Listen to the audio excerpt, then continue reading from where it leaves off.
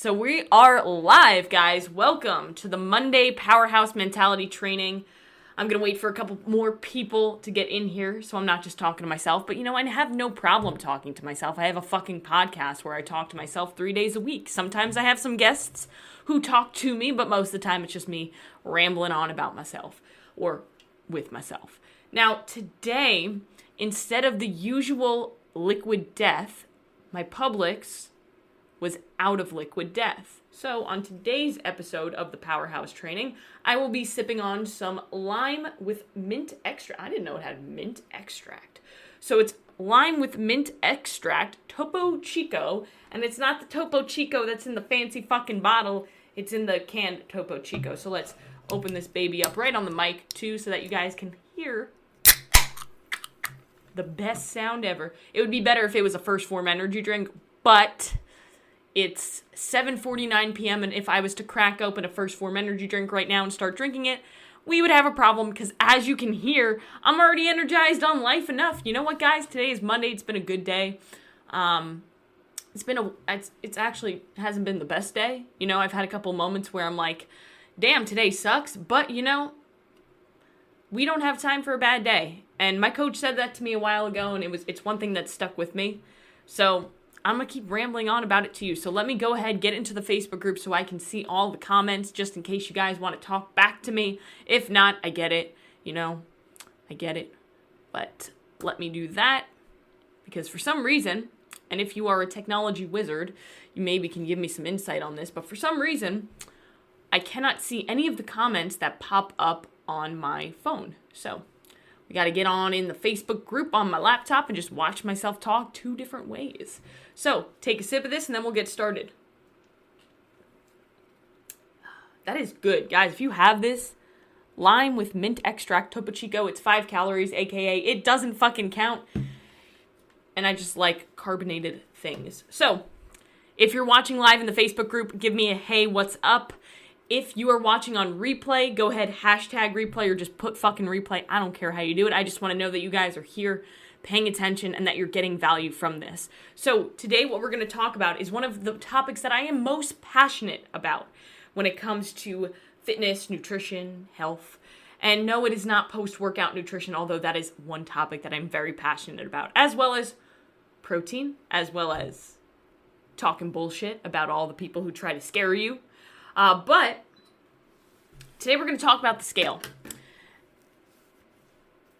And I'm talking about that piece of plastic that usually lives in your bathroom. That typically causes a lot of anxiety to a lot of you. Or, unfortunately, controls a lot of your life and controls how you feel about yourself or the actions that you take on a daily basis. You allow this number on a piece of fucking plastic that is in your bathroom to dictate your happiness, your success, and sometimes even your process.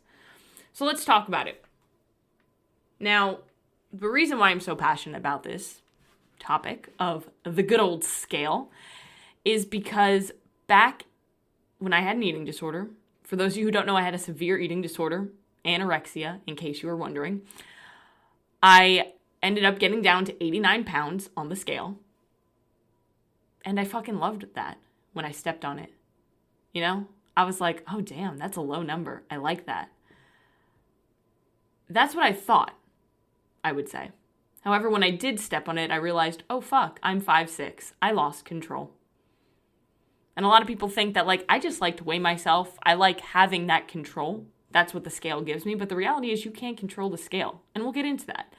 But I spent so much of my life so obsessed with this number on a scale that it almost killed me, ruined most of my relationships, caused permanent damage to my hormones and to my body that I'm still dealing with today at almost 30. And I had an eating disorder and I've been recovered since the age of 24, technically. Wait. So I allowed this number to almost kill me.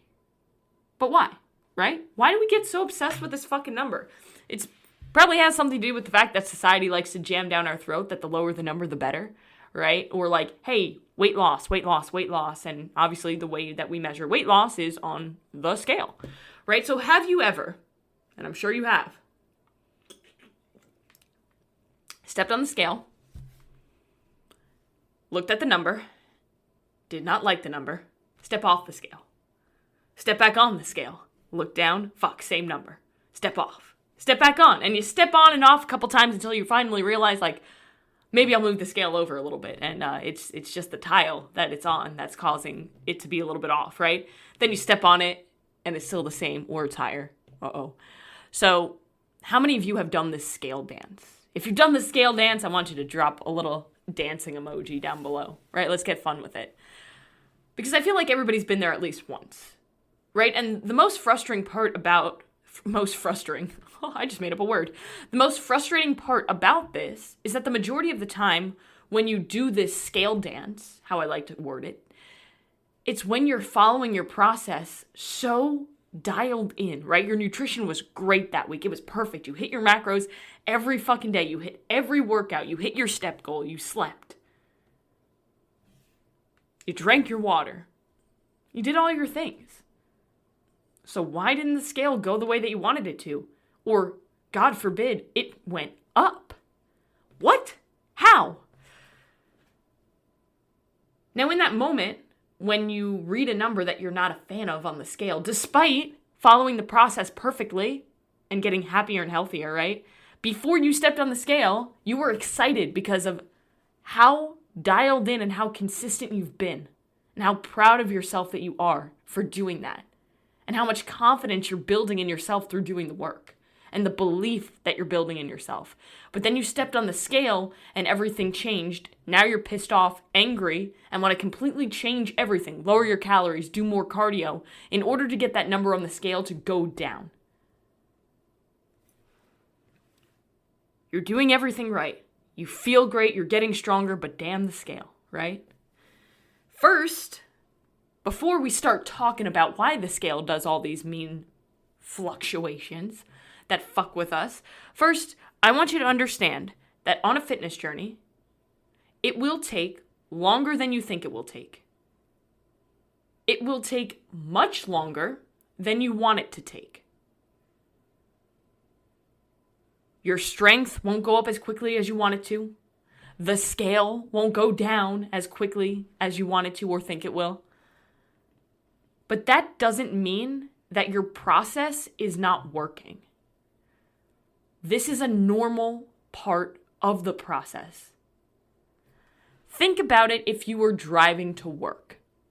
You're driving to work and you're on a road, right? Say you lived on the same road that your job was on. That's weird, but what if you did? And along that road, there were 3 different stoplights. Why 3? Because I said there were 3. It's my story. It's my analogy. I can do whatever the fuck I want. So you get the green light at the first one, green light at the second one, but then you hit a red light. And the car has to stop. You're not moving forward anymore. But guess what? The red light eventually turns green, right? It's the same thing with your weight loss. Sometimes you're going to hit what people call a plateau. However, that word plateau is thrown around so much that it doesn't even have any sort of meaning anymore, because the majority of people who hit a plateau aren't actually hitting a plateau. It's just a normal part of the process. So the number one thing that you need to do when it comes to the scale is change your expectations. Most people come into a fitness journey expecting to lose 1 to 2 pounds a week. And then when they don't lose 1 to 2 pounds a week, they quit because it's not working. Or they drastically decrease their calories, increase their activity, and then it's no longer sustainable, so eventually they just quit because this is hard. And that's kind of dumb, but it's also pretty childish, right? To throw in the towel just because it's not going as fast as you want it to go, so you're going to quit? That's kind of silly.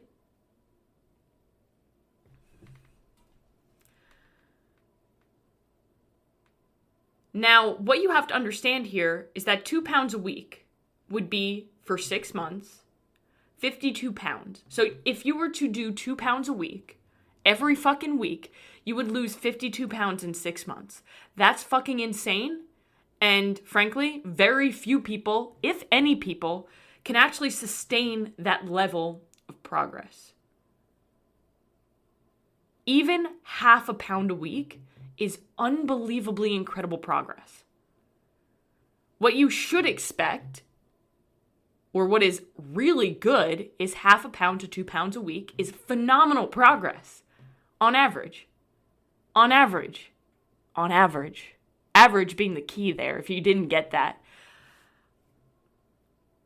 You want to measure your progress more on a monthly basis if you're using the scale, right? So if you're losing half a pound on average, that's phenomenal progress. But you're not going to lose half a pound every week.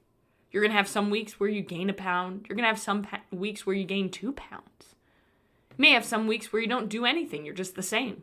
You may have a week where you drop 3 pounds. That's cool. But then the next week you're back up 2? I don't get it. Progress is never going to be linear. Never. Never, ever, ever. It's kind of going to look like a person who's drunk walking home, right? You stumble, you fall backwards, you go forward, you loop around in a circle, you fall down. That's kind of how the scale looks. It's trending downward. That's what we look for. Trends that go downward. But the reality is it's going to look like a fucking roller coaster that's just going downhill at some point.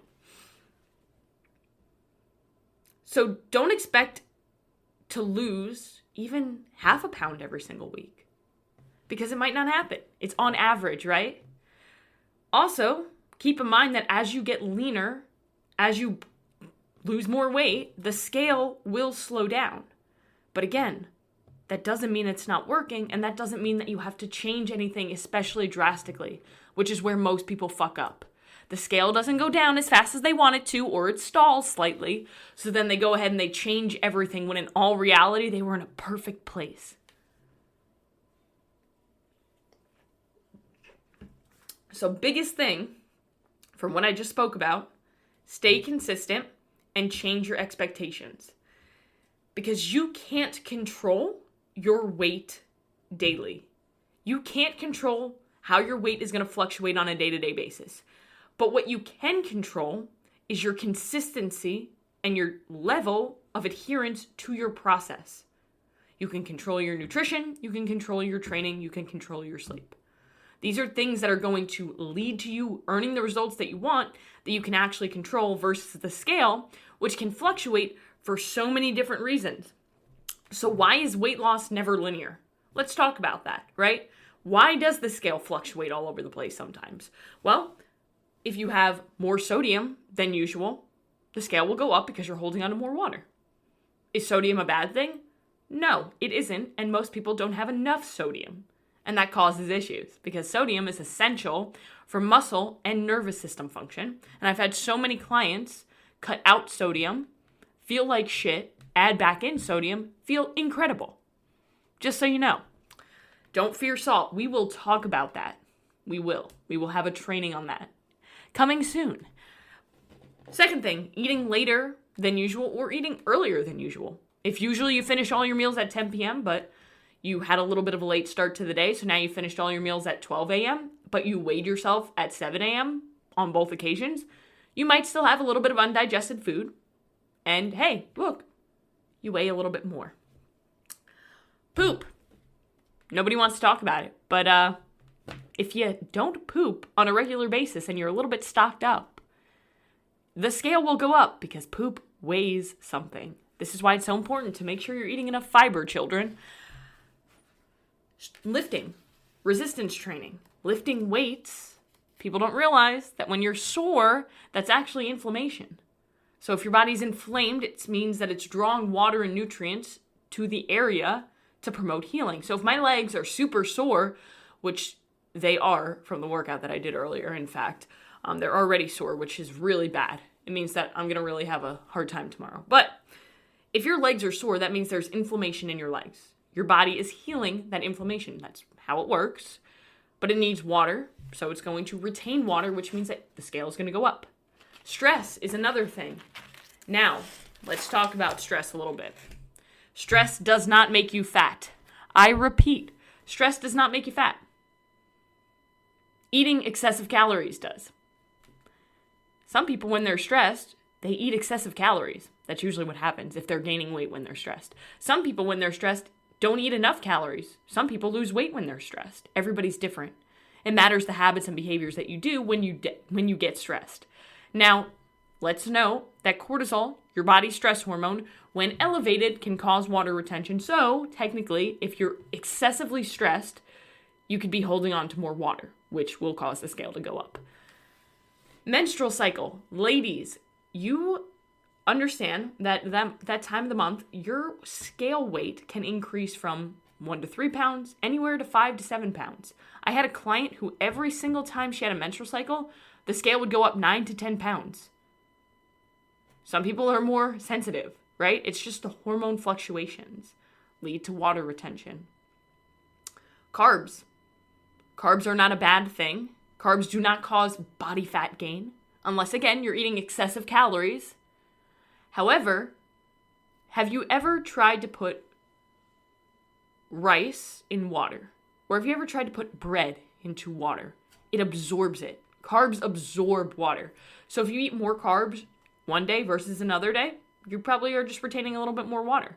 That's why when people do keto, they think, oh my God, keto is magical. I dropped 5 pounds in a week. No, you completely cut out carbs, meaning you just lost a shit ton of water. I bet you feel like crap too because you lost all those electrolytes and you're dehydrated. Love that for you. Don't worry, if you start keto, you'll be back to the carbs soon. So those are all different ways as to why the scale fluctuates, and none of them are related to fat gain. So you have to understand that your progress is not solely dictated by the scale. It is just one piece of data. And the most important thing that you could do on your fitness journey, and it's not easy, but is to develop a neutral relationship with the scale. See the number as data, not your worth. It doesn't determine how you go about your day. It doesn't determine your emotions for the day.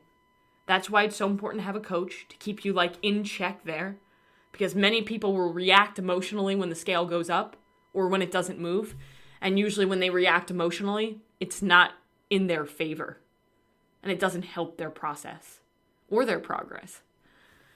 So here are some other ways and more valuable ways for you to measure progress that's not involved with the scale. How you feel. Are you more energized? Are you sleeping better? Is your digestion better? All wins. Are you stronger in the gym? That's fucking awesome. Are you moving faster? Right? What about your belt size?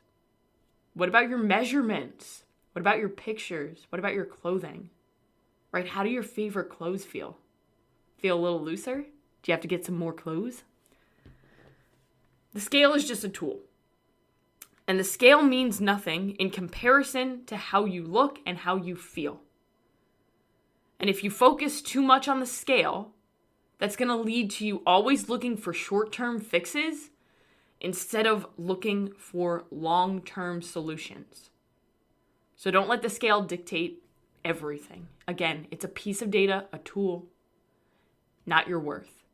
So guys, I hope that you enjoyed this powerhouse training. If you have any questions, drop them down below in the comments. Or if you're listening to the podcast, go ahead, send me an email, send me an Instagram DM, whatever works for you. But other than that, guys, go out and do one thing that's going to take you one step closer to where you truly want to be. And cheers, guys. Try some Topo Chico because this shit is good.